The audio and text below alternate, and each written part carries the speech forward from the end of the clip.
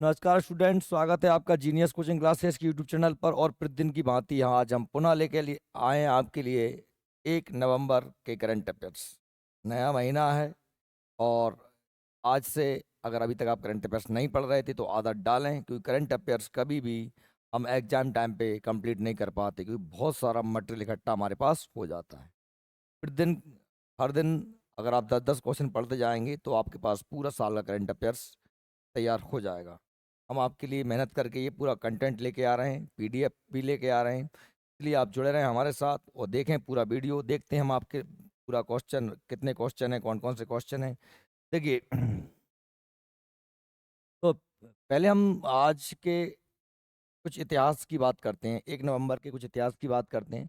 1 नवंबर 1913 में 1 नवंबर के दिन ही क्या हुआ था। एक जो स्वतंत्रता संग्राम सेनानी थे हमारे, इनका नाम था तारक नाथ दास, ने कैलिफोर्निया में सैन फ्रांसिस्को शहर में गदर आंदोलन की स्थापना की थी। बाद में लाला हरदयाल वगैरह ये भी इससे जुड़ गए थे। ये 1913 की बात है। 1913 में कैलिफोर्निया जो अमेरिका का शहर है, कहाँ का है? अमेरिका का प्रदेश, यूएसए। अमेरिका का एक प्रदेश है कैलिफोर्निया, उसी का एक शहर है। इसका नाम है क्या? सैन फ्रांसिस्को शहर में एक गदर आंदोलन की शुरुआत किसने करी थी? तारकनाथ दास ने। ठीक है। साथ में ही 1950 में ही आज के दिन क्या हुआ था? भारत में पहला भाप इंजन चितरंजन में बना था, रेल कारखाने में बनाया गया था। भारत में पहला भाप इंजन। वैसे भी आप जानते हैं दुनिया में पहले भाप इंजन का निर्माण जेम्स वाट ने किया था। ठीक। 1956 में 1 नवंबर के दिन क्या हुआ था? केरल राज्य की स्थापना हुई थी। आपको पता है कि 1956 में 1 नवंबर के दिन भारतीय राज्य पुनर्गठन अधिनियम को लागू किया गया था और 14 नए राज्य और 6 केंद्र शासित प्रदेश बनाए गए थे। और इसी दिन, आज के दिन ही, हमारा मध्य प्रदेश भी गठन में आया था। तो भाषा के आधार पर मध्य प्रदेश राज्य का गठन भी किया गया था। यानी आज हमारे मध्य प्रदेश का जो है मध्य प्रदेश दिवस के रूप में इसे हम मनाते हैं। ठीक। और चलिए, तो फिर आज के हम पहले के प्रश्न की ओर चलते हैं। पहला प्रश्न आपके सामने, आप देखिए क्या है पहला प्रश्न। पहला प्रश्न है कि राष्ट्रीय एकता दिवस कब मनाया जाता है? 27 अक्टूबर, 28 अक्टूबर, 30 अक्टूबर या 31 अक्टूबर? किस दिन राष्ट्रीय एकता दिवस मनाया जाता है? तो ये अगर आपको याद है तो आप बताएं सही आंसर क्या है इसका। सही आंसर है टी, 31 अक्टूबर। राष्ट्रीय एकता दिवस मनाया जाता है प्रतिदिन, प्रति वर्ष 31 अक्टूबर को। और किस लिए मनाया जाता है, किसकी याद में मनाया जाता है? तो आप जानते हैं भारतीय राष्ट्रीय एकता के प्रतीक कौन थे? सरदार वल्लभ भाई पटेल। आज़ादी के बाद 552 रियासतों का एकीकरण किया। जो रियासतें भारत में सम्मिलित नहीं होना चाहती थी, जैसे कि हमारी जम्मू कश्मीर रियासत का लफड़ा था, उसको केवल छोड़ करके बाकी की हैदराबाद, भोपाल रियासत, ठीक है, ये रियासतें को जो है हमारे लौह पुरुष सरदार वल्लभ भाई पटेल ने भारत संघ में शामिल करवाया था। राष्ट्रीय एकता दिवस हर साल 31 अक्टूबर को भारत के पहले गृह मंत्री या पहले उप प्रधानमंत्री सरदार वल्लभ भाई पटेल की जयंती के उपलक्ष्य में मनाया जाता है। इस बार सरदार वल्लभ भाई पटेल की 148वीं जयंती होगी। कौन सी नंबर की जयंती होगी? 148 जयंती होगी, जिन्हें भारत के लौह पुरुष के रूप में भी जाना जाता है। राष्ट्रीय एकता दिवस हमारे देश की एकता, अखंडता और सुरक्षा को बनाए रखने की दिशा में हमारे राष्ट्र की अंतर्निहित ताकत और लचीलेपन की पुष्टि करने का अवसर प्रदान करता है। हालांकि सरदार वल्लभ भाई पटेल के सम्मान में हमने गुजरात में एक बहुत बड़ी एक मूर्ति, जो विश्व की सबसे बड़ी स्टैचू है, उसको स्थापित किया है। आपने ये देखा हुआ है, statue of unity. Statue of unity मतलब एकता की मूर्ति के रूप में हमने सरदार सरोवर बांध के पास में इस मूर्ति को स्थापित किया है। इसकी जो है ऊंचाई 182 मीटर है। कितनी है? 182 मीटर। 182 मीटर, ये दुनिया की सबसे ऊंची प्रतिमा है। ठीक है। अगर मैं इसकी बात करूं, इस मूर्ति के बारे में और बात करें, देखते हैं।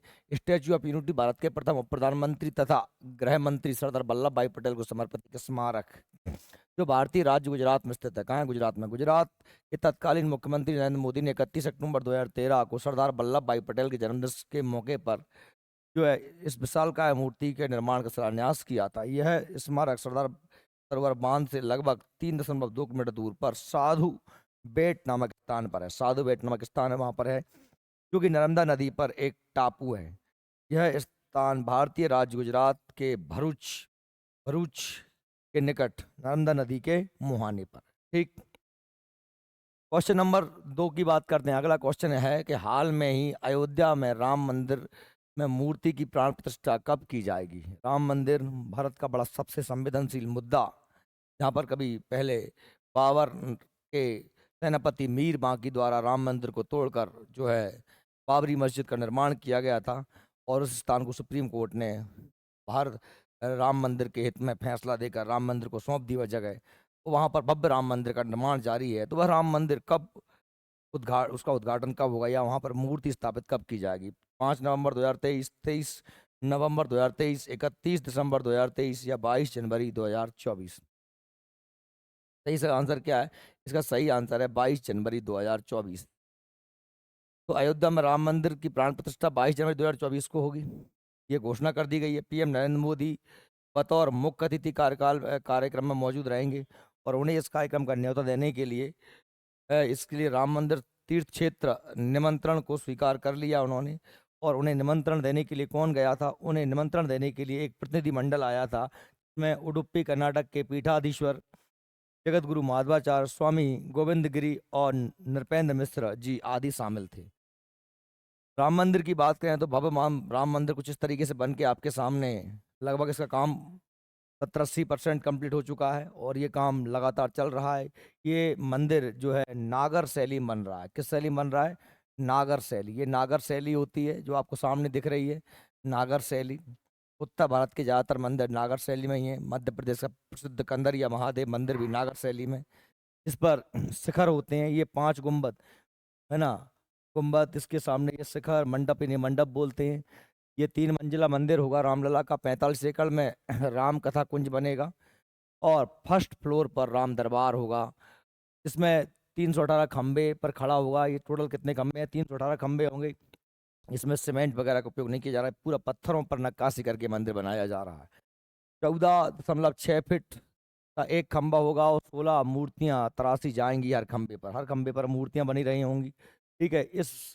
इसकी ऊंचाई बात करें, पूरे मंदिर की ऊंचाई तो 161 फीट होगी। चौड़ाई की बात करें तो 335 फीट होगी, और लंबाई की बात करें तो 360 फीट होगी। ठीक है। 3.5 साल में ये बन के तैयार हो रहा है, और लगभग 4 लाख घन फीट इसमें पत्थर लगेगा। टोटल पत्थरों से ही इसकी नक्काशी की जा रही है। राम मंदिर बड़ा संवेदनशील मुद्दा था, और भारत की राजनीति में ये बहुत दिनों तक गर्माता रहा। जन जन की आस्था के प्रतीक हैं भारत में Ram.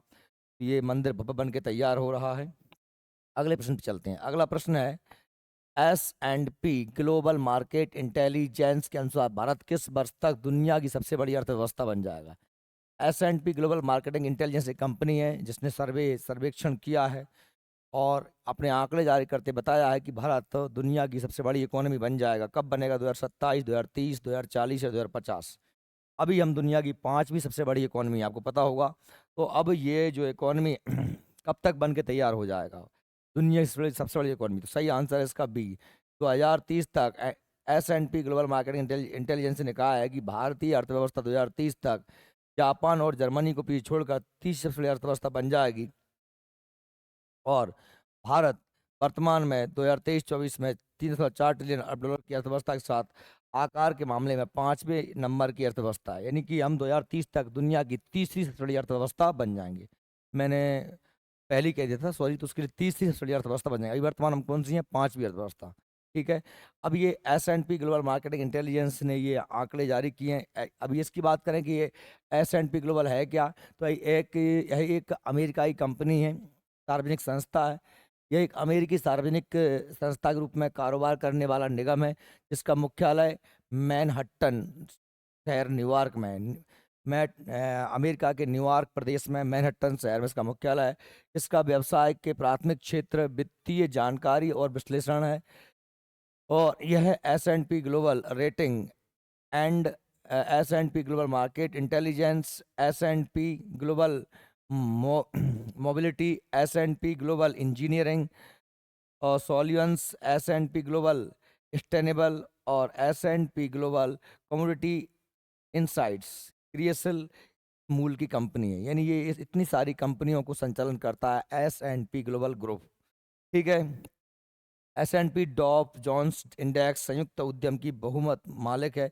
S&P standard and Poor's का संक्षिप्त रूप है। कभी आपसे पूछ लें कि S&P का पूरा नाम क्या है, तो स्टैंडर्ड्स एंड पुअर्स का संक्षिप्त रूप क्या है? S&P। यह एक अमेरिकाई कंपनी है जो ऐसे आंकड़े जारी करती है। चलिए, और अगर बात करें भाई कि इसका स्थापना कब हुई थी, इसकी स्थापना 1917 में, यानी आज से 106 साल पहले हुई थी।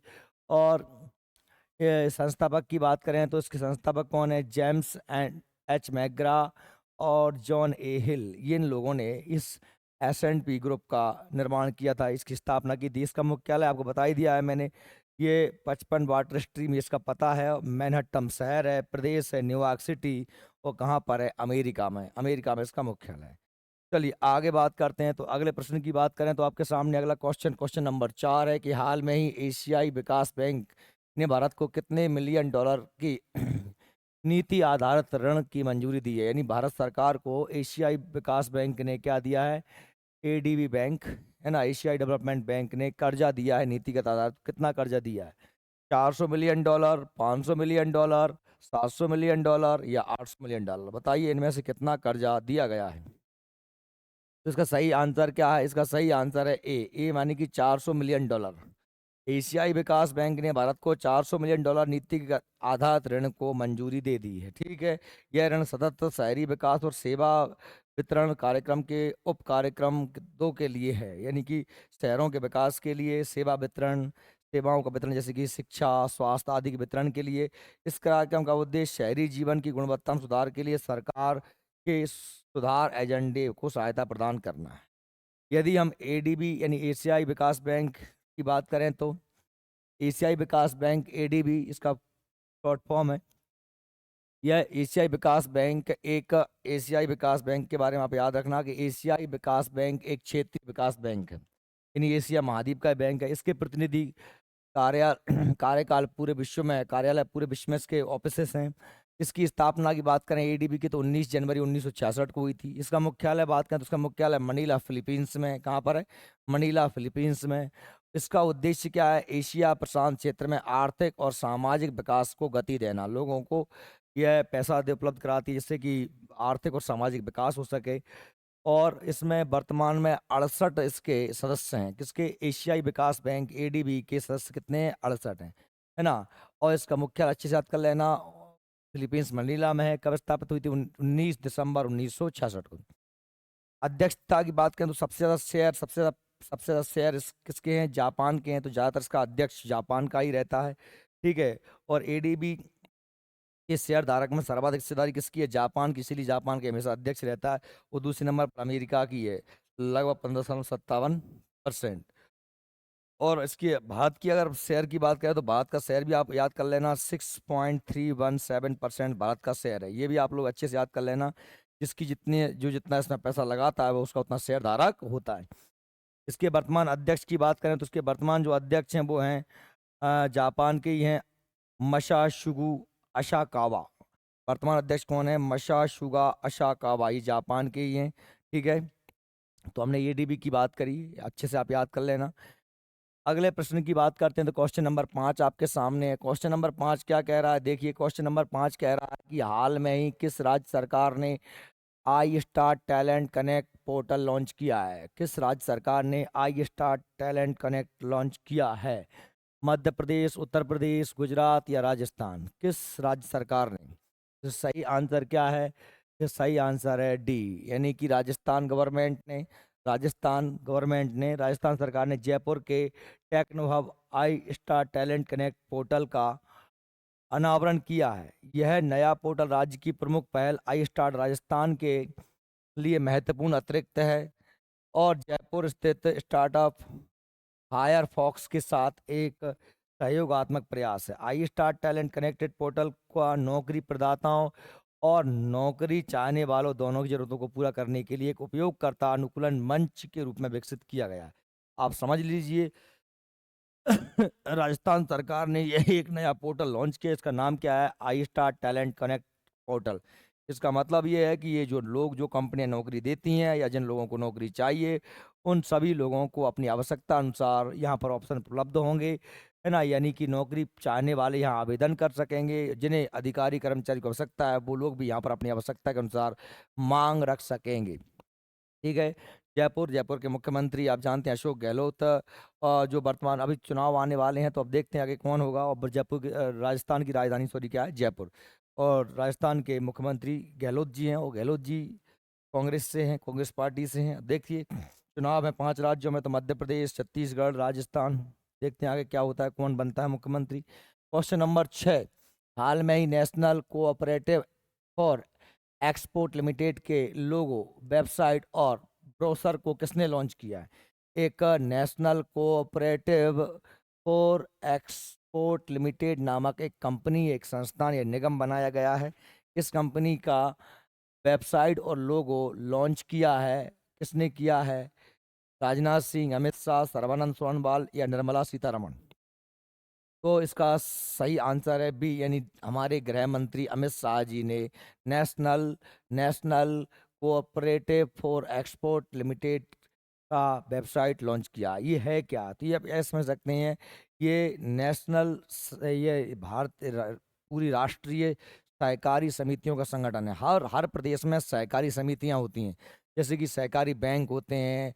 सरकार और निजी क्षेत्र को मिला के सहकारी समिति कहते हैं।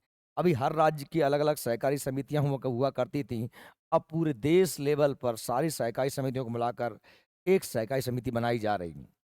ये गृह मंत्री अमित शाह की एक महत्वाकांक्षी परियोजना है। सारे देश के लोग मिलकर के एक बड़ी संस्थान बनाए। तो ये इसका उद्घाटन किया है केंद्रीय गृह मंत्री और सहकारिता मंत्री अमित शाह ने। National cooperative for export limited के लोगो, वेबसाइट और ब्राउज़र लॉन्च किया है। इसके साथ ही केंद्रीय गृह मंत्री ने NCEL, इसका शॉर्ट फॉर्म क्या है, NCEL सदस्यों को सदस्यता प्रमाण पत्र भी वितरित किए। इस मौके पर केंद्रीय मंत्री पीयूष गोयल भी उपस्थित रहे। अगर हम इसकी थोड़ी सी और बात करें, NCL, तो मैंने क्या कहा कि यह एक राष्ट्रीय लेवल की सहकारी संस्थान है। अभी तक सहकारी संस्थान प्रदेशों में अलग अलग हुआ करते थे। राष्ट्रीय लेवल पर कोई भी सहकारी संगठन या संस्थान नहीं था। अब ये बन गया है NSCL। ठीक। क्वेश्चन नंबर 7 की बात करें तो हाल में ही गाड़ी निर्माता राडो को ग्लोबल ब्रांड एम्बेसडर किसे नियुक्त किया गया? एक राडो कंपनी है, घड़ी बनाती है। इस कंपनी का जो है ब्रांड एम्बेसडर किसे नियुक्त किया गया है? कैटरीना कैफ, करीना कपूर, दीपिका पादुकोण या आलिया भट्ट? ये फिल्मी हस्तियां हैं, इनमें से किसे बनाया गया? तो सही आंसर है ए, यानी कैटरीना कैफ। ठीक है। डिजाइन बनाने के लिए सामग्री में अपने नवाचार के लिए प्रसिद्ध स्विस स्विस घड़ी निर्माता स्विस घड़ी निर्माता राडो ने बॉलीवुड सुपरस्टार कैटरीना कैफ को अपना वैश्विक ब्रांड एम्बेसडर के रूप में नियुक्त किया है। ब्रांड एम्बेसडर क्या होता है? जो इस कंपनी का प्रचार प्रसार करता है। यह ब्रांड नवीन और टिकाऊ डिजाइन बनाने में अपनी अग्रणी भूमिका के लिए जाना जाता है। ठीक है। साथ ही बात करें कि ये जो है राडो कंपनी है, जो है क्या, तो ये कि स्वेच ग्रुप है। स्वेच ग्रुप कहाँ का? अमेरिका की, दुनिया की सबसे बड़ी घड़ी कंपनी है। और लगभग 50 देशों में लगभग 50 देशों में लगभग 31,000 लोगों को यह रोजगार देती है। और समूह के पास स्वेच उत्पादन लाइन और अन्य लग्जरी ब्रांड भी हैं। यानी कि स्वेच ग्रुप है, इसकी बहुत सारी कंपनियां हैं। ठीक है। कौन कौन सी कंपनियां हैं? जैसे ब्लैंक पेन, ब्रैगुएट, सर्टिना, ATA, ग्लेसुटे ओरिजिनल। ठीक है। Hamilton, Harry Winston, लंगसिंग, मिडो, omega, Rado. ये राडो और रिसोर्ट, ये बहुत सारी कंपनियां स्वेच ग्रुप चलाता है। अगर स्वेच ग्रुप की स्थापना की बात करें तो ये कहाँ, ये 1983 में 40 साल पहले बनाया गया था। इसका मुख्यालय कहाँ पर है? स्विट्जरलैंड में। कहाँ पर है? स्विट्जरलैंड का शहर है जिसका नाम क्या है? वर्न का कैंटन, या बील या बीएन, यानी स्विट्जरलैंड देश है और जो जगह जहाँ पर है वो है बील में इसका मुख्यालय है। ठीक है।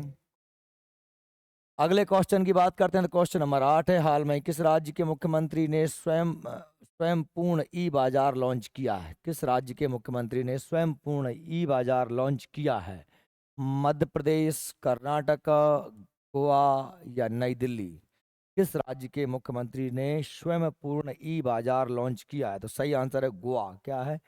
सही आंसर है गोवा। गोवा के मुख्यमंत्री ने स्वयं पूर्ण ई बाजार स्वयं सहायता समूहों के लिए एक ऑनलाइन प्लेटफॉर्म है।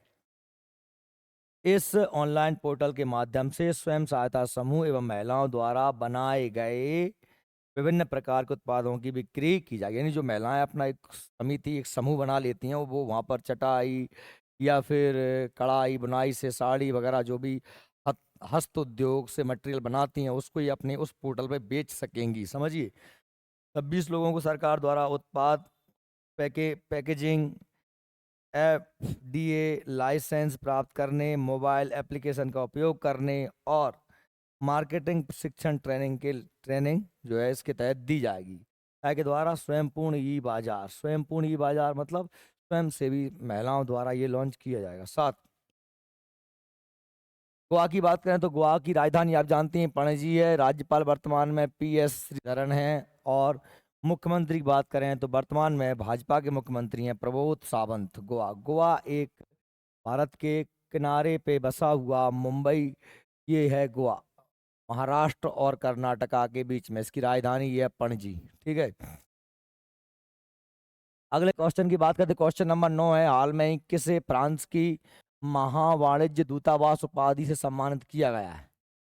फ्रांस की ऋचा चड्ढा, करीना कपूर और सोनाक्षी सिन्हा, इनमें से कोई नहीं। किसे महावाणिज्य दूतावास की उपाधि सम्मानित किया गया? किसने? फ्रांस गवर्नमेंट ने। तो इसका सही आंसर क्या है? ये ऋचा चड्ढा को यह सम्मान दिया गया है।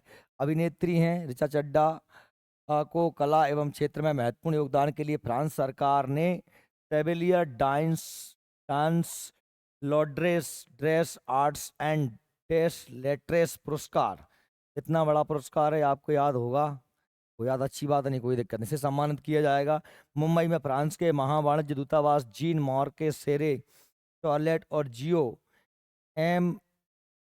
MAMI मुंबई अंतर्राष्ट्रीय फिल्म महोत्सव के इतर एक कार्यक्रम में चड्ढा को यह पुरस्कार प्रदान करेंगे। ऋचा चड्ढा को आप जानते होंगे, नहीं जानते देख लो, ऋचा चड्ढा है, एक फिल्म आई थी शायद फुकरे में हीरोइन थी ऋचा चड्ढा। हाल में ही भारतीय सेना, अगला क्वेश्चन है, हाल में भारतीय सेना ने कहाँ चाणक्य रक्षा संवाद 2023 आयोजित किया है? चाणक्य रक्षा संवाद 2023 का आयोजन भारतीय सेना ने कहाँ पर किया है? तो बेंगलुरु, मुंबई, कानपुर या नई दिल्ली? बेंगलुरु, मुंबई, कानपुर, नई दिल्ली। सही आंसर क्या है? तो सही आंसर है इसका डी, यानी कि नई दिल्ली। क्या चाणक्य रक्षा संवाद 2023 का आयोजन कहाँ किया गया है? नई दिल्ली में किया गया है। भारतीय सेना चाणक्य रक्षा संवाद की शुरुआत के साथ रणनीतिक ज्ञान की यात्रा शुरू करने के लिए तैयार किया गया है। भारतीय सेना चाणक्य रक्षा संवाद की शुरुआत के साथ ही रणनीतिक ज्ञान की यात्रा शुरू करने के लिए तैयार किया गया है। यह अभिनव पहल महत्वपूर्ण सुरक्षा मामलों के अंतर्राष्ट्रीय आदान प्रदान और चर्चा के लिए महत्वपूर्ण मंच के रूप में काम करेगी, जिससे देश की रणनीतिक जागरूकता और वृद्धि होगी।